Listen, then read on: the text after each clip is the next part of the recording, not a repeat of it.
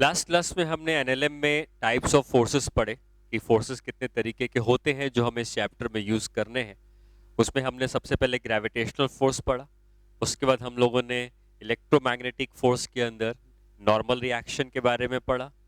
उसके बाद हमने इसी इलेक्ट्रोमैग्नेटिक फोर्स के अंदर ही टेंशन फोर्स के बारे में पढ़ा कि टेंशन स्ट्रिंग में कैसे लगती है, रॉड में कैसे लगती है और स्प्रिंग में कैसे लगती है। अब हम लोग जो न्यूटन के 3 लॉज हैं इसके बारे में आज पढ़ेंगे और ये समझेंगे कि हमें इन तीनों लॉज को कैसे यूज करना है, इन तीनों लॉज के क्या क्या मतलब है। तो सबसे पहले तो हम आते हैं और ये समझते हैं कि सिस्टम और सराउंडिंग क्या होता है। हम जब भी कोई प्रॉब्लम सॉल्व करते हैं तो हमें हमेशा हम यूज करेंगे एक वर्ड सिस्टम और सराउंडिंग। तो सिस्टम क्या है? सिस्टम यूनिवर्स का वो पार्ट है जिसके बारे में हम लोग स्टडी करना चाहते हैं।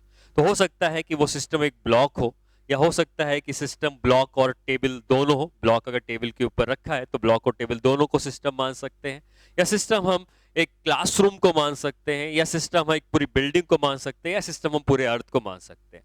सिस्टम मानना हमारी मर्जी है और जिसको भी हम सिस्टम मानेंगे उसके बारे में हम स्टडी करेंगे। सिस्टम को छोड़कर बाकी जो भी चीजें यूनिवर्स में बची हैं उसको हम सराउंडिंग कहेंगे। तो आप ये कह सकते हो कि एक सिस्टम होता है जिसकी हम स्टडी कर रहे हैं और उसके अलावा जो बाहर की चीजें बचती हैं उसको हम सराउंडिंग कहते हैं। और सिस्टम और सराउंडिंग एक दूसरे से जो अलग होते हैं उस अलग होने वाली चीज को हम बाउंड्री कहते हैं। तो सिस्टम और सराउंडिंग को जो अलग करता है वो कहते हैं boundary.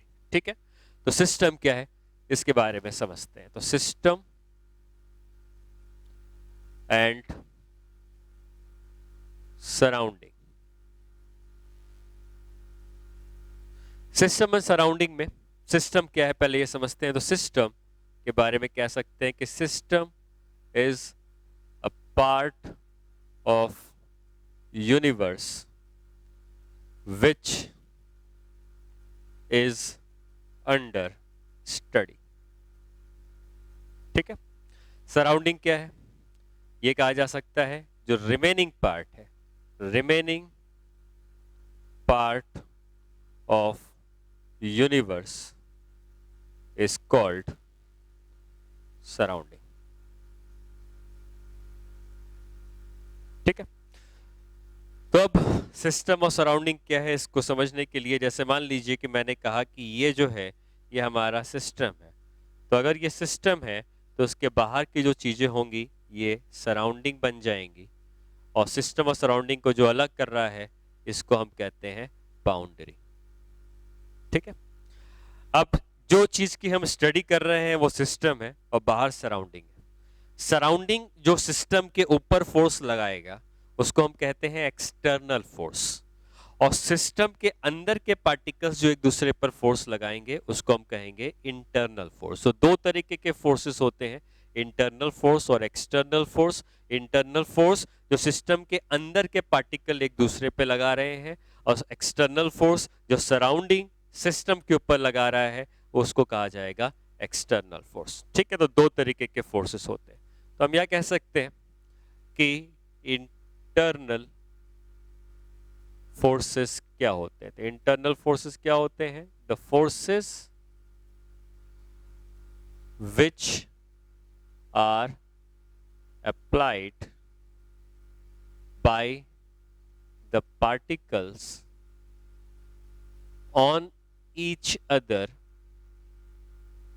which are inside the system, उसको हम इंटरनल फोर्स कहते हैं। और एक्सटर्नल फोर्स क्या होगा? एक्सटर्नल फोर्स हम कह सकते हैं कि वो फोर्स होगा जो कि force applied by surrounding on system are called external forces. ठीक है, तो दो तरीके के फोर्सेस को हमने समझा है कि इंटरनल फोर्सेस क्या होते हैं और एक्सटर्नल फोर्सेस क्या होते हैं। ठीक है, जैसे मान लीजिए कि इनकी इंपॉर्टेंस कहाँ पे आती है। तो जब भी हम न्यूटन के 3 लॉज सीखते हैं तो ये तीनों लॉज अपनी जगह तब ज्यादा इंपॉर्टेंट हो जाते हैं जब हम इंटरनल और एक्सटर्नल फोर्सेस की बातें करते हैं। जैसे न्यूटन का फर्स्ट लॉ क्या कहता है? न्यूटन का फर्स्ट लॉ ये कहता है कि कोई भी सिस्टम हमने जो माना है वो सिस्टम अपनी स्टेट को, अब स्टेट का मतलब क्या होता है, स्टेट का मतलब कोई भी सिस्टम या तो रुका हुआ होगा या वो सिस्टम चल रहा होगा। तो अगर कोई सिस्टम रुका है तो वो रुका ही रहेगा, और अगर वो कांस्टेंट वेलोसिटी से चल रहा है तो उसी वेलोसिटी से ही चलता रहेगा जब तक कि उसके ऊपर कोई एक्सटर्नल अनबैलेंस्ड फोर्स ना लगे। अब इसका मतलब क्या हुआ, इस बात को समझने के एग्जाम्पल ले सकते हैं। जैसे मान लीजिए एक बस है जो खराब हो गई है और उसके अंदर 50 लोग बैठे हुए हैं। तो 50 लोग बस के अंदर बैठ के जो भी फोर्स लगाएंगे, हमारा सिस्टम बस है और बस अगर सिस्टम है तो 50 लोग जो बस के अंदर है वो भी सिस्टम के अंदर ही आ जाएंगे, और वो 50 लोग जो भी फोर्स लगाएंगे एक दूसरे पर या बस पर अंदर बैठे बैठे, वो कहा जाएगा कि इस सिस्टम का इंटरनल फोर्स है।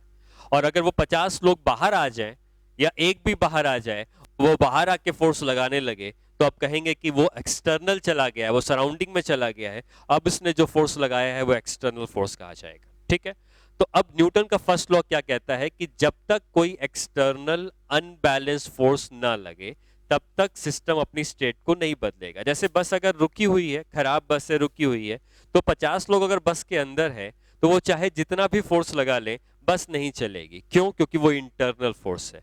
तो न्यूटन ने ये कहा कि एक्सटर्नल फोर्स होना चाहिए, तो इंटरनल फोर्स से बस को नहीं चला सकते हैं। वो 50 लोग बस के अंदर बैठ के जितना भी फोर्स लगा लें बस नहीं चलेगी। लेकिन अगर 50 लोग अगर बाहर चले जाएं और 25 आगे से फोर्स लगाएं, 25 पीछे से फोर्स लगाएं, तब ये फोर्स एक्सटर्नल हो गया। लेकिन क्या वो दोनों फोर्सेस बैलेंस हो गए? क्योंकि दोनों फोर्स अपोजिट है तब भी फोर्स बैलेंस हो गया, तब भी वो बस नहीं चलेगी। हाँ, अगर ऐसा कुछ होता कि 50 के 50 पीछे चले जाते और धक्का लगाते तो बस आगे बढ़ जाती, सिस्टम अपनी स्टेट को बदल देता। लेकिन सिस्टम को स्टेट को बदलने के लिए किस चीज की जरूरत पड़ी? एक्सटर्नल फोर्स की जरूरत पड़ी और अनबैलेंस्ड एक्सटर्नल फोर्स की जरूरत पड़ी।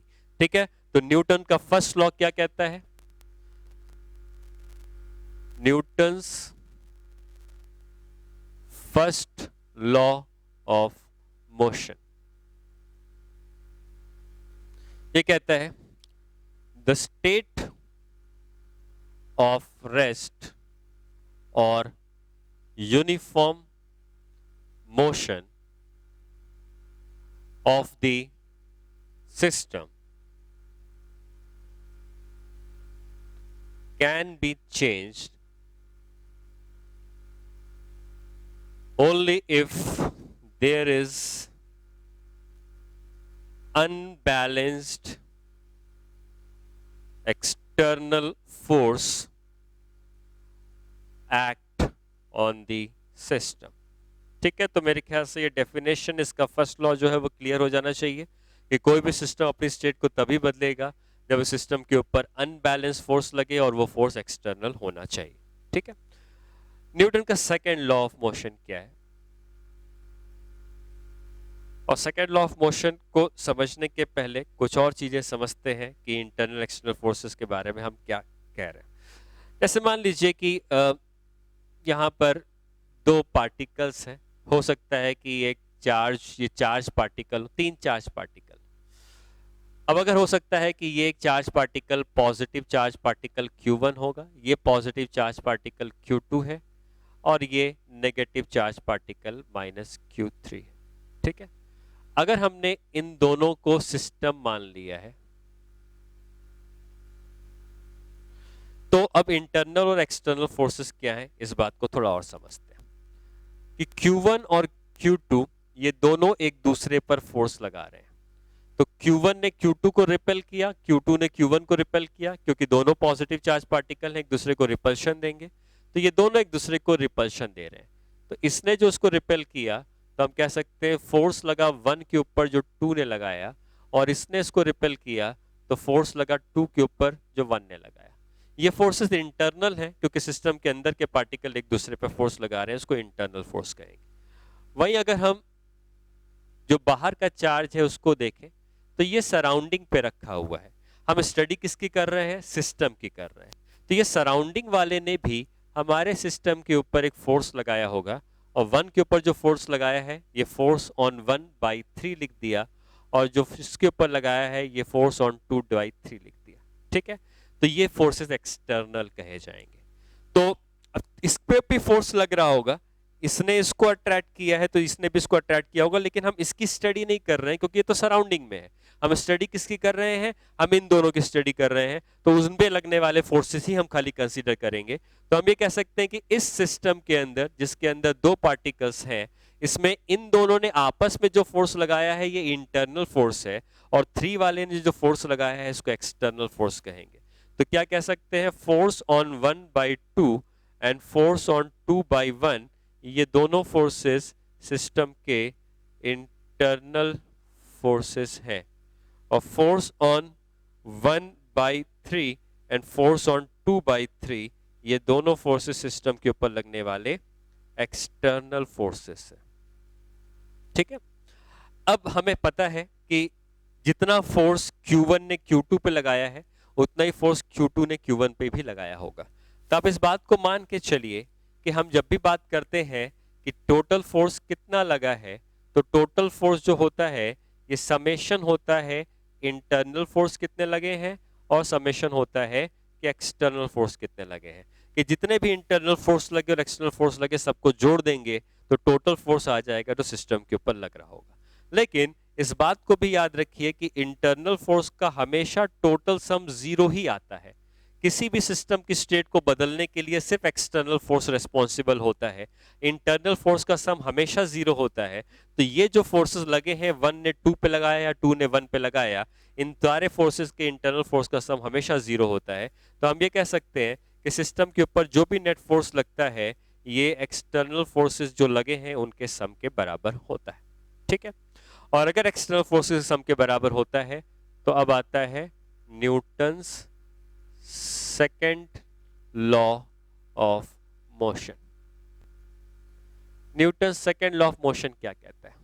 Newton second law of motion कहता है कि net external force act on the system is directly proportional to the rate of change of momentum of system। ठीक है, मतलब न्यूटन का सेकेंड लॉ ये कहता है कि जो भी टोटल एक्सटर्नल फोर्स लगा है, टोटल एक्सटर्नल फोर्स लगा है, क्योंकि फोर्स एक वेक्टर क्वांटिटी है तो वेक्टर लगा दिया, ये rate of change of momentum of the system के बराबर है। जब भी मैं कहता हूं रेट ऑफ चेंज, तो किसी भी चीज का change with respect to time. अगर मैं कहता हूं rate of change of displacement तो ds/dt, rate of change of velocity तो dv/dt, rate of change of momentum तो dp/dt, क्योंकि p को हम मोमेंटम कहते हैं, p को सिंबल को हम मोमेंटम के लिए यूज करते हैं। ठीक है, तो जो भी एक्सटर्नल फोर्स लगता है वो rate of change of momentum of the system के बराबर होता है। ठीक है, ये न्यूटन का सेकेंड लॉ। अब इसको थोड़ा सा और समझते हैं। अगर तो एक्सटर्नल फोर्स जो लगा है ये d/dt ऑफ मोमेंटम का मतलब होता है मास इनटू वेलोसिटी। ठीक है, मोमेंटम मास इनटू वेलोसिटी होता है। अब यहाँ पे दो चीजें अराइज होती हैं कि हो सकता है कि मास कांस्टेंट हो या ये भी हो सकता है कि मास बदल रहा हो। तो अगर मैं इसको एक्सपैंड करता हूं तो एक्सपेंशन के बाद ये आ जाता है कि पहला टर्म आता है, इसमें आता है m अगर कांस्टेंट है तो m dv/dt। हमको पता है कि प्रोडक्ट रूल ऑफ डिफरेंशिएशन, तो मास कांस्टेंट है तो मास कांस्टेंट, वेलोसिटी का डिफरेंशिएशन, प्लस दूसरे केस में होता है कि मास बदल रहा है, वेलोसिटी कांस्टेंट है, लेकिन यहाँ पे v नहीं आता है, यहाँ v रिलेटिव आता है। ये v रिलेटिव क्या है मैं समझाऊंगा आपको, और ये आता है v रिलेटिव टाइम dm/dt। तो ओवरऑल एक्सटर्नल फोर्स जो होता है ये इसके बराबर हो जाता है। ठीक है, न्यूटन का सेकेंड लॉ ये बताता है, बट हम इसके आगे बढ़ते हैं तो हमको ये रिलेशन मिलता है। अब ये जो रिलेशन मिला है इसमें rate of change of velocity acceleration होती है, और rate of change of velocity acceleration होती है, और dm/dt क्या है इसमें?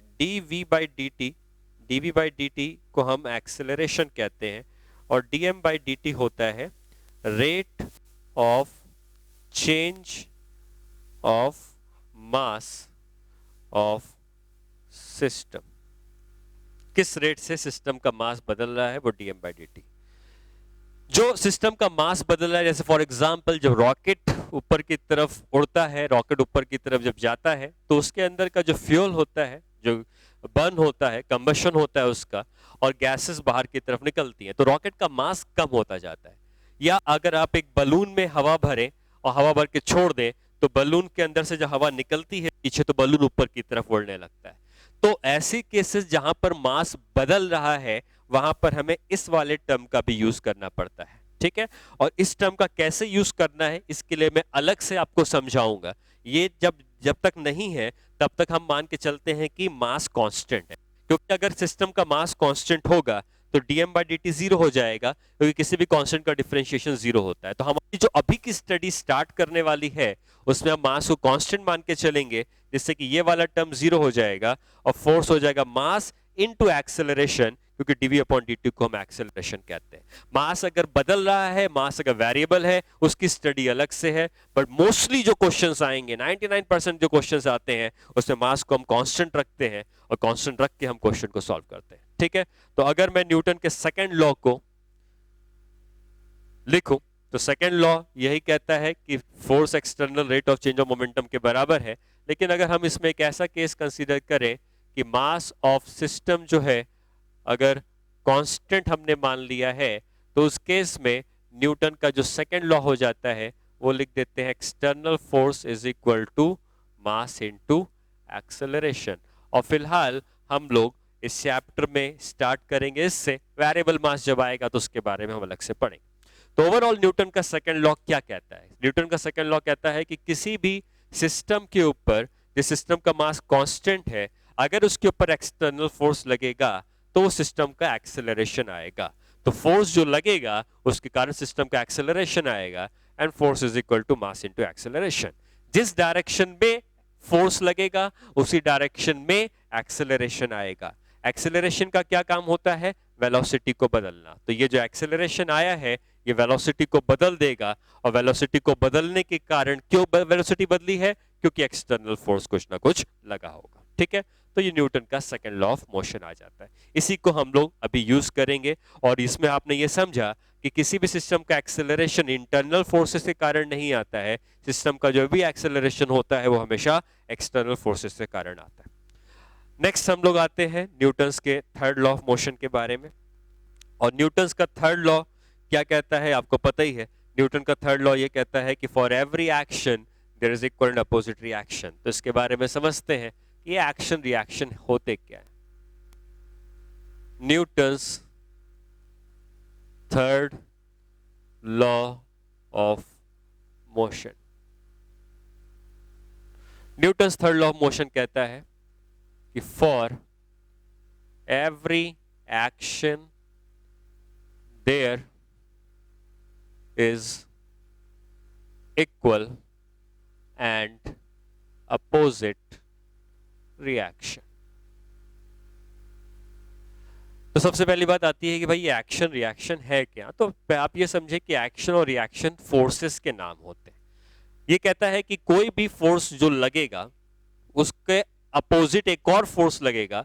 अगर पहले वाले फोर्स का नाम आपने एक्शन दिया है तो उसके अपोजिट जो फोर्स लगेगा वो रिएक्शन लगेगा। हमेशा ये एक्शन रिएक्शन होते हैं। ऐसा कभी नहीं हो सकता कि एक्शन का फोर्स अकेले आए रिएक्शन ना हो, ऐसा हो ही नहीं सकता। जैसा कि दो चार्जेस हैं Q1 और Q2 के, अगर Q1 Q2 पर एक्शन करके फोर्स लगाएगा तो Q2 Q1 पर रिएक्शन करके फोर्स लगाएगा। हर एक्शन का एक रिएक्शन एग्जिस्ट करता है। अगर दो मैन है और अगर ए ने बी को धक्का दिया तो बी भी ए को एक धक्का मिलेगा। जैसे अगर आपने हाथ को मारते हैं बोर्ड में तो आप बोर्ड पर फोर्स लगाएंगे तो बोर्ड भी आपके ऊपर फोर्स लगाएगा। हर एक्शन का एक रिएक्शन हमेशा एग्जिस्ट करता है। तो इसमें कुछ इंपॉर्टेंट पॉइंट्स हैं वो नोट कर लेते हैं। पहला पॉइंट ये है कि action and reaction are forces. ये दोनों क्या है? ये दोनों फोर्सेस होते हैं, ठीक है। दूसरा पॉइंट क्या है? दूसरा पॉइंट ये है कि action and reaction always comes in pair. ये दोनों हमेशा पेयर में आते हैं, ठीक है। ऐसा नहीं हो सकता कि एक्शन अकेला आ रहा हो या रिएक्शन अकेला आ रहा हो। ये दोनों जब भी आएंगे ये दोनों हमेशा एक साथ आते हैं और पेयर में आते हैं। action and reaction act at same time.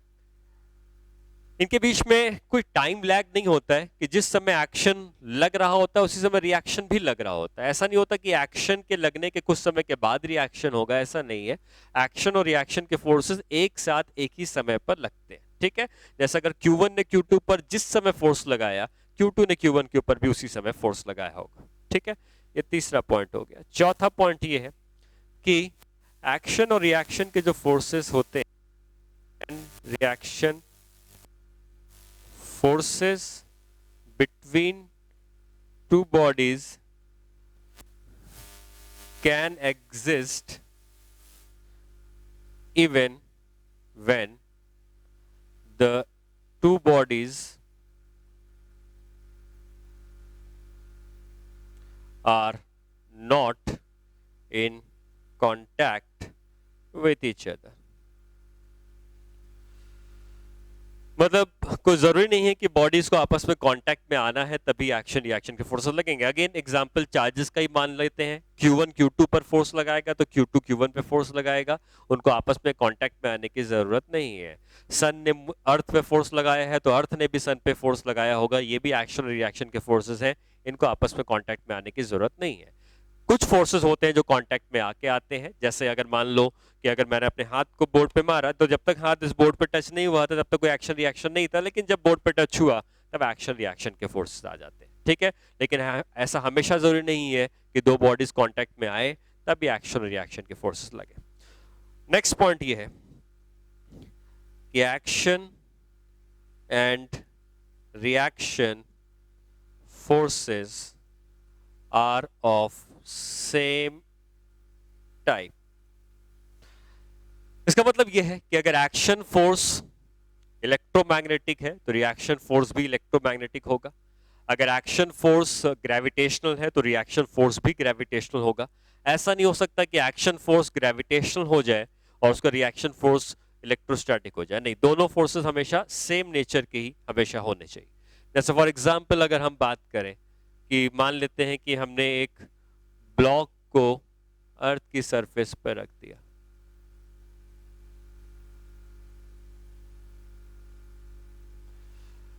अब हम ये पता लगाना चाहते हैं कि ब्लॉक पर फोर्स क्या क्या लगे हैं। तो आप ये कह सकते हो कि हमने जैसे टाइप्स ऑफ फोर्स पढ़ा था, तो ये ब्लॉक के ऊपर एक नॉर्मल रिएक्शन लग रहा होगा जो अर्थ की सरफेस पे उसके ऊपर लगाया होगा कांटेक्ट होने की वजह से, और इसके ऊपर एक mg लग रहा होगा, mg का फोर्स डाउनवर्ड लग रहा होगा, ये अर्थ का ग्रेविटेशन फोर्स। अब मान लेते हैं कि ये ब्लॉक जो है वो अर्थ पे ना रख के एक टेबल के ऊपर रखा है, ठीक है, टेबल के ऊपर रख देते हैं इसको। तो अगर हम बात कर रहे हैं ब्लॉक की, तो ब्लॉक पर दो फोर्सेस लग रहे हैं, एक नॉर्मल रिएक्शन का फोर्स लग रहा है जो टेबल ने कांटेक्ट होने की वजह से लगाया होगा, और एक mg का फोर्स लग रहा है जो अर्थ ने उसके ऊपर लगाया होगा। ये ब्लॉक एक जगह पे रुका हुआ है, रेस्ट पे रखा है, तो मैं ये पूछ सकता हूं कि क्या ये दोनों फोर्सेस एक्शन और रिएक्शन फोर्सेस कहे जाएंगे? तो कई बार आप ये आंसर देते हो कि हाँ ये दोनों फोर्सेस एक्शन रिएक्शन फोर्सेस हैं, बट ऐसा नहीं है। अगर दो फोर्स बराबर है, मतलब दो फोर्स के मैग्नीट्यूड बराबर है, दोनों की वैल्यू बराबर है, जैसे अगर ये 100 न्यूटन है तो ये 100 न्यूटन है, तो दो फोर्स के मैग्नीट्यूड बराबर है, तो कोई जरूरी नहीं है कि वो एक्शन और रिएक्शन फोर्सेस हो जाए। एक्शन और रिएक्शन फोर्सेस होने की कंडीशन ये है कि अगर ए ने बी के ऊपर एक्शन किया है तो बी ने ए के ऊपर रिएक्शन किया होगा। मतलब अब अगर मैं तुमसे पूछूं कि ये mg का फोर्स लगाया किसने है, तो अब मैं बनाता हूं अर्थ, ये बन गया अर्थ, ठीक है, और ये रखा है ब्लॉक। अब ये mg का फोर्स कौन लगा रहा है? ये mg का फोर्स लगा रहा है अर्थ। अर्थ इस ब्लॉक को अपनी तरफ खींच रहा है। तो अगर a ने b को अपनी तरफ खींचा है तो b भी a को अपनी तरफ खींचेगा, मतलब ये जो ब्लॉक है ये भी अर्थ के ऊपर mg का फोर्स लगाएगा। हर एक्शन का एक रिएक्शन होता है, और अगर a ने b पर एक्शन किया है तो b ने a के ऊपर ही रिएक्शन किया होगा। तो अगर इसने इसके ऊपर एक्शन किया है, अगर मैं इसको कहता हूं कि ये फोर्स का नाम एक्शन का फोर्स है, तो इसने इसके ऊपर रिएक्शन किया होगा और इस फोर्स का नाम रिएक्शन का फोर्स है। तो ये एक्शन है और ये उसका रिएक्शन है। आप ये नहीं कह सकते हो कि ये दोनों एक्शन रिएक्शन है, mg अर्थ ने लगाया है तो ये भी अर्थ के ऊपर mg लगाएगा। हालांकि अर्थ का मास इतना ज्यादा है कि उस पर ये छोटा सा फोर्स लगेगा तो अर्थ को कोई फर्क नहीं पड़ेगा, लेकिन अगर ए ने बी पर एक्शन किया है तो बी ने ए पर रिएक्शन किया होगा। अब आती है बात कि नॉर्मल रिएक्शन कौन लगा रहा है। तो अगर आप थोड़ा ध्यान से देखें तो नॉर्मल रिएक्शन कांटेक्ट फोर्स है और वो कांटेक्ट पे होने की वजह से प्रोड्यूस होता है। और ये ब्लॉक किसके कांटेक्ट में है, तो ये ब्लॉक जो कांटेक्ट में है ये टेबल के कांटेक्ट में, तो यहां पे रखा है ब्लॉक। अब ब्लॉक के मॉलिक्यूल और टेबल के मॉलिक्यूल आपस में कांटेक्ट पे है, और ब्लॉक और टेबल के मॉलिक्यूल कांटेक्ट में है, तो टेबल के मॉलिक्यूल्स ने ब्लॉक के मॉलिक्यूल पर एन लगाया है जिसको हम एक्शन कह रहे हैं। तो यही ब्लॉक के मॉलिक्यूल टेबल के मॉलिक्यूल पर नीचे वही एन लगाएंगे और उसको हम रिएक्शन कहेंगे। तो ये एक्शन है और ये उसका रिएक्शन है, ठीक है। तो अगर नॉर्मल रिएक्शन हम कहते हैं कांटेक्ट फोर्स अगर एक्शन का है तो कांटेक्ट फोर्स ही रिएक्शन का होगा, ग्रेविटेशनल फोर्स अगर एक्शन का है तो ग्रेविटेशनल फोर्स ही रिएक्शन का होगा। ये दोनों एक्शन रिएक्शन फोर्सेस नहीं है क्योंकि ये दोनों फोर्सेस अलग अलग लोगों ने लगाए हैं। mg का फोर्स इसके ऊपर अर्थ ने लगाया है और n इसके ऊपर टेबल ने लगाया है, तो ये दोनों एक्शन रिएक्शन फोर्सेस नहीं है। अगर mg का फोर्स अर्थ ने लगाया है तो ये भी अर्थ के ऊपर mg लगाएगा, और नॉर्मल रिएक्शन अगर टेबल ने लगाया है तो ये भी नॉर्मल रिएक्शन टेबल पर लगाएगा। ये दोनों एक्शन रिएक्शन फोर्सेस हैं। तो आप ये कह सकते हो n and mg are not action and reaction pair, ठीक है। जो नॉर्मल रिएक्शन है और जो mg है ये एक्शन रिएक्शन पेयर नहीं है, क्योंकि एक्शन रिएक्शन फोर्सेस हमेशा सेम टाइप के होते हैं, डिफरेंट टाइप के नहीं होते हैं।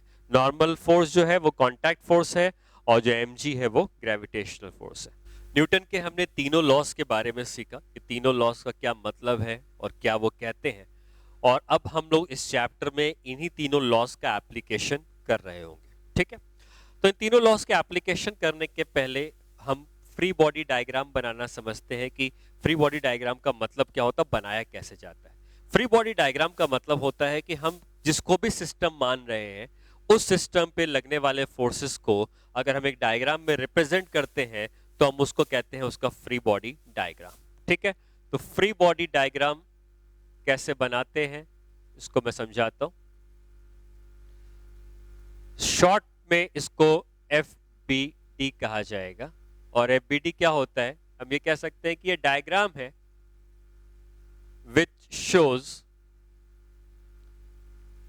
the forces acting on system, ठीक है।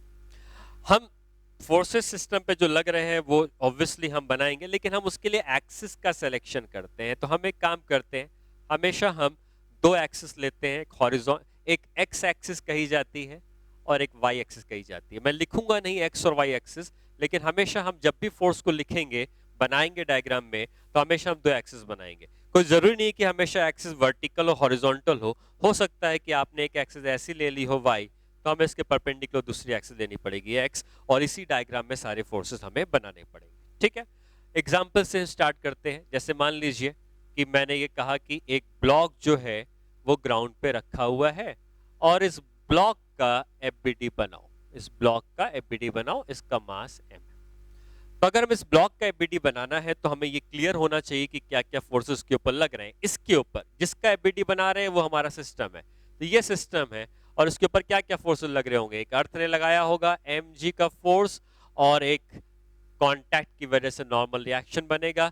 हम इसका जो FBD बनाएंगे तो हम एक हॉरिजॉन्टल एक्सिस बना देते हैं, एक वर्टिकल एक्सिस बना देते हैं। सारे फोर्सेस हमेशा ओरिजिन से ही स्टार्ट करेंगे, चाहे फोर्स उस बॉडी के किसी भी हिस्से पे लग रहे होंगे, हमेशा हम सारे फोर्सेस ओरिजिन से ही स्टार्ट करेंगे। तो हम ये कह सकते हैं कि अगर mg नीचे लग रहा है तो इस डायग्राम में हमने इसका mg का फोर्स नीचे लगा दिया, और n ऊपर लग रहा है तो हमने इस डायग्राम में इसमें n का फोर्स ऊपर लगा दिया। ये इसका फ्री बॉडी डायग्राम हो जाएगा, और मैं यहाँ पे m लिख दूंगा, इसका मतलब हमने m के मास का फ्री बॉडी डायग्राम बनाया है, ठीक है।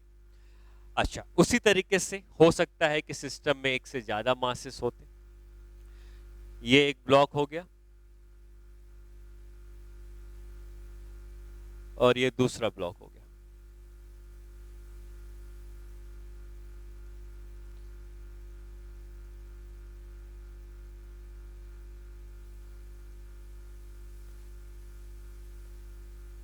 M1, ये M2। हमें दोनों ही ब्लॉक के FBD बनाने हैं। तो पहली बात तो हमें ये पता होना चाहिए कि क्या क्या फोर्सेस लग रहे हैं। तो एक काम करते हैं, एम किसी भी ब्लॉक का उसका वेट तो लगता ही है, तो mg हमेशा नीचे लगता है, तो उसको मैं डायग्राम में नहीं बनाता हूँ। बाकी और कौन कौन से फोर्सेस लग रहे हैं मैं यहाँ पे रिप्रेजेंट करता हूँ। ये दोनों कांटेक्ट में है, तो अगर इसने इसके ऊपर N1 ऊपर लगाया होगा तो ये पलट के इसके ऊपर N1 नीचे लगाएगा। ठीक है, हमने जो नॉर्मल रिएक्शन सीखा था तब भी मैंने आपको बताया। तो यहाँ पे कांटेक्ट है, तो कांटेक्ट में इसने इसके ऊपर लगाया तो इसने इसके ऊपर लगाया। यहाँ भी कांटेक्ट है, तो ग्राउंड ने इसके ऊपर एक N2 का नॉर्मल रिएक्शन लगाया होगा, ये भी N2 नीचे लगाएगा। लेकिन अगेन बात आती है कि हमारा सिस्टम कौन है। हमारा सिस्टम यही दोनों ब्लॉक हैं, तो इन पे ही लगने वाले फोर्स डायग्राम में बनाते हैं। हम अर्थ का फ्री बॉडी डायग्राम नहीं बना रहे हैं कि हम अर्थ के ऊपर भी N2 को लिखें, तो उसको लिखने की जरूरत नहीं है। इसने इसके ऊपर लगाया, इसने इसके ऊपर लगाया, अर्थ ने इसके ऊपर लगाया, इसने अर्थ पे लगाया, लेकिन अर्थ पे बनाने की जरूरत नहीं है। अब हम फ्री बॉडी डायग्राम बनाएंगे किसका, M1 का बनाते हैं। M1 के फ्री बॉडी डायग्राम में क्या क्या फोर्स लग रहे हैं देखा जाए, तो M1 के फ्री बॉडी डायग्राम में हम कह सकते हैं M1 के डायग्राम में N1 का नॉर्मल रिएक्शन का फोर्स लग रहा है, और उसका जो वेट होता है वो तो लगता ही है। तो एक M1g का ग्रेविटेशनल फोर्स जो अर्थ ने खींचा होगा, और एक इस ब्लॉक के ऊपर इसने एक N1 का नॉर्मल रिएक्शन लगाया है, ये दोनों फोर्सेस हो गए। वह अगर M2 का FBD बनाते हैं तो M2 के FBD में क्या क्या फोर्स लगते हैं, तो M2 हमारा सिस्टम है और इसके ऊपर एक N1 नीचे लगा है तो इसको नीचे बना दिया, एक N2 ऊपर लगा है तो इसको ऊपर बना दिया। और कोई फोर्स, ऑब्वियसली इसका मास अगर M2 का है तो अर्थ ने इसको M2g का फोर्स लगाया होगा। तो आप जिसका भी FBD बना रहे हो उस पे लगने वाले फोर्सेस एक डायग्राम में रिप्रेजेंट किए जाते हैं। सबका स्टार्टिंग पॉइंट ओरिजिन ही होता है, ओरिजिन से ही आप सारे फोर्स स्टार्ट करते हो, ऊपर वाले फोर्सेस ऊपर लगाते हो, नीचे वाले फोर्सेस नीचे लगाते हो। ठीक है, अच्छा, जब हम M1 का फ्री बॉडी डायग्राम बना रहे हैं तो जैसे मैंने ये आपको पहले ही कहा कि आप जिसका भी फ्री बॉडी डायग्राम बना रहे हैं वो सिस्टम होता है। तो हमने जो M1 का फ्री बॉडी डायग्राम बनाया तो M1 हमारा सिस्टम था और इसके अलावा बाकी सब सराउंडिंग था, मतलब ये सिस्टम था और M2 जो था वो सराउंडिंग था, बाहर था, और ये बाहर था तो इस सराउंडिंग ने हमारे ऊपर N1 का फोर्स लगाया। ठीक है, हम जब M2 का फ्री बॉडी डायग्राम बना रहे हैं तो ये सिस्टम है और इसके ऊपर ये बाहर वाले ने N1 लगाया है, अर्थ बाहर वाले ने N2 लगाया है, और अर्थ नहीं बाहर वाले ने M2g भी लगाया है। तो बाहर से फोर्सेस आ रहे हैं, खाली हमें उन्हें। तो जैसे हमें ये पता है कि सिस्टम मानना हमारी मर्जी है, तो अगर हम एक काम करते हैं और अब हम मानते हैं सिस्टम M1 प्लस M2 का, हम इनका कंबाइंड FBD बना रहे हैं, मतलब मैं जो M1 प्लस M2 लिख रहा हूं तो ये दोनों हमारे सिस्टम है, ये दोनों हमारे सिस्टम है, और बाकी जो भी बचेगा वो सराउंडिंग में आ जाएगा। तो अब इस सिस्टम के ऊपर एक्सटर्नल फोर्सेस क्या क्या आते हैं, तो अब अगर आप ध्यान दें कि इस नीचे वाले ब्लॉक ने इस ऊपर वाले ब्लॉक पर N1 लगाया था और ऊपर वाले ने नीचे वाले पे N1 लगाया था, तो ये दोनों फोर्सेस जो है वो इंटरनल है, क्योंकि अगर हम सिस्टम की बात करें तो ये दोनों ही सिस्टम के अंदर आ गए हैं। ए बी पे जो लगा रहा है, बी ए पे लगा रहा है, वो सिस्टम का इंटरनल फोर्स है और कभी भी इंटरनल फोर्स काउंट नहीं किया जाता है। तो हम जब इस कंबाइंड सिस्टम का FBD बनाएंगे तो हम ये इंटरनल फोर्स N1 नहीं लिखेंगे। एक्सटर्नल क्या क्या लग रहा है, अर्थ बाहर है और अर्थ ने बाहर से इस ब्लॉक के ऊपर N2 लगाया, तो ये जो N2 लग रहा है जो अर्थ ने लगाया है ये एक्सटर्नल है, हम इसके ऊपर N2 का फोर्स लगाएंगे। ये जो सिस्टम है दोनों ब्लॉक का कंबाइंड। अब ये दोनों ब्लॉक अगर सिस्टम के अंदर कंबाइंड है तो इन दोनों ब्लॉक का कंबाइंड अर्थ ने खींचा होगा, सिस्टम को अर्थ ने नीचे की तरफ खींचा होगा, और अर्थ ने कंबाइंड फोर्स जो लगाया होगा सिस्टम के ऊपर वो कहा जा सकता है कि इन दोनों के कंबाइंड वेट के बराबर होना चाहिए। तो अब अगर हम पूरे सिस्टम के M1 और M2 को कंबाइंड FBD बनाते हैं तो ये N1 काउंट नहीं होगा क्योंकि N1 इंटरनल फोर्स हो जाएगा, सिर्फ एक्सटर्नल फोर्स N2 जो लग रहा है और इनका combined weight M1 plus M2g लग रहा है वही लिखा जाएगा। ठीक है, और एक एग्जांपल समझते हैं FBD के लिए। ये एक छत है, छत से एक रस्सी से एक मास्क को टांग दिया गया है बांधकर, और इस मास्क का हमें FBD बनाना है। तो अगर हमें इस मास का एफबीडी बनाना है तो क्या क्या फोर्स लग रहे होंगे? mg तो लगता ही है, तो मैं वो नहीं बना रहा हूं, लेकिन हमें ये पता है कि रस्सी हमेशा खींचती है, रस्सी किसी से भी जुड़ी होगी वो उसको हमेशा अपनी तरफ खींचेगी। तो इस ब्लॉक को टी का फोर्स ऊपर की तरफ खींच रहा है, तो एफबीडी बनाते समय हम टी का फोर्स ऊपर लगा देंगे इस ब्लॉक के ऊपर। जिसका एफबीडी बना रहे हैं ये सिस्टम है, इसी का एफबीडी बना रहे हैं, और इस सिस्टम के ऊपर रस्सी बाहर से टी का फोर्स लगा रही है, और इसी सिस्टम के ऊपर इसका वेट जो है अर्थ ने mg का लगाया होगा, तो इसका एफबीडी हो गया। ठीक है, अगर एक से ज्यादा मासेस होते तो उसके लिए भी समझ लेते हैं। हमने यहां पर मान लेते हैं कि दो मासेस लगा दिए, एक मास इधर है और दूसरा मास इधर है। अब हम दोनों का एफबीडी बनाएंगे, ये मास है m1 का, ये मास है m2 का। ठीक है, ये रस्सी अलग है, ये रस्सी अलग है, तो दोनों रस्सियों में टेंशन अलग अलग होगी। इस रस्सी में कहीं टेंशन T1 मान लेते हैं, तो इस रस्सी ने T1 से इसको नीचे खींचा। इस रस्सी में टेंशन T2 है, तो ये रस्सी T2 से इसको ऊपर खींचेगी, और यही रस्सी T2 से इसको नीचे खींचेगी। टेंशन के फोर्स के बारे में हमने जब पढ़ा था तो मैंने ये चीजें आपको बताई थी। रस्सी जिससे भी जुड़ी होगी उसको अपनी तरफ खींचेगी, और रस्सी पे हर जगह पे फोर्स की वैल्यू सेम रहती है। तो इस रस्सी ने इसको T2 से नीचे खींचा, इस रस्सी ने T2 से ऊपर खींचा, और ये जो रस्सी थी इसने T1 से इसको ऊपर की तरफ खींचा। ठीक है, अब अगर आप एफबीडी बनाना चाहते हो तो किसका एफबीडी बनाना चाहते हो ये आप बताओगे। तो मान लेते हैं कि आपने कहा कि हमें m1 का एफबीडी बनाना है, तो अगर m1 का एफबीडी बनाना है तो m1 पर लगने वाले फोर्सेस हम लिखेंगे। m1 का एफबीडी बनाएंगे तो m1 के ऊपर एक्सटर्नल फोर्स कौन सा लगा? इस रस्सी ने बाहर से लगाया है T1, ये एक्सटर्नल फोर्स हो गया। इस रस्सी ने नीचे की तरफ खींचा है, नीचे की तरफ T2, ये एक्सटर्नल फोर्स हो गया। और m1 का एफबीडी है तो उसका वेट m1g नीचे लगा देंगे, ये इसके एफबीडी पे लगने वाले फोर्सेस हो गए। ठीक है, उसी तरीके से अगर हम m2 का एफबीडी बना रहे हैं तो m2 हमारा सिस्टम हो जाएगा, और इस सिस्टम के ऊपर जो एक्सटर्नल फोर्सेस हैं वो हमें डायग्राम में लिखने हैं। तो m2 के ऊपर क्या लग रहा है? m2 को खाली इसी रस्सी ने खींचा है, ध्यान देना, यही रस्सी m2 से बंधी है, ये वाली रस्सी नहीं बंधी है, खाली यही रस्सी बंधी है, और इस रस्सी ने इसको T2 से खींचा है, तो सिर्फ इसके डायग्राम में यही T2 आएगा, और m2 के डायग्राम में T1 नहीं आएगा, क्योंकि m2 को खाली इसी रस्सी ने पकड़ के खींचा है, तो T2 का फोर्स आएगा। और क्या आएगा? m2 का डायग्राम है तो m2 का वेट m2g तो आना ही चाहिए, वो तो आएगा ही आएगा। ठीक है, और तीसरा काम हम ये करेंगे कि अब हम ये दोनों को ही सिस्टम के अंदर मान लेते हैं, क्योंकि सिस्टम मानना हमारी मर्जी है। तो हमने क्या किया? इन दोनों को सिस्टम मान लिया। जैसे ही हमने इन दोनों को सिस्टम माना तो क्या ये दोनों ब्लॉक सिस्टम के अंदर आ गए? अब दोनों ब्लॉक सिस्टम के अंदर आ गए, और ये जो रस्सी दिख रही है आपको यहां से शुरू होकर यहां खत्म हो रही है, ये भी सिस्टम के अंदर ही आ गई। और जो भी सिस्टम के अंदर है वो फोर्सेस इंटरनल है। तो अगर मैं m1 प्लस m2 का कंबाइंड एफबीडी बनाने की बात करता हूं तो कंबाइंड एफबीडी में ये T2 का फोर्स इंटरनल कहा जाएगा, क्योंकि ये रस्सी यहां शुरू होकर यहां खत्म हो गई, तो अंदर ही शुरू होकर अंदर ही खत्म हो गई, इसको लिखने की जरूरत नहीं है। कोई रस्सी बाहर गई है क्या सिस्टम के? हाँ, ये रस्सी जरूर बाहर गई है सिस्टम के। तो ये जो हमने सिस्टम कंबाइंड बनाया है इसमें ये T1 एक्सटर्नल फोर्स कहा जाएगा। अब T2 लिखने की जरूरत नहीं है, क्योंकि T2 की रस्सी अंदर ही शुरू के अंदर खत्म हो चुकी है, उसको नहीं लिखना है।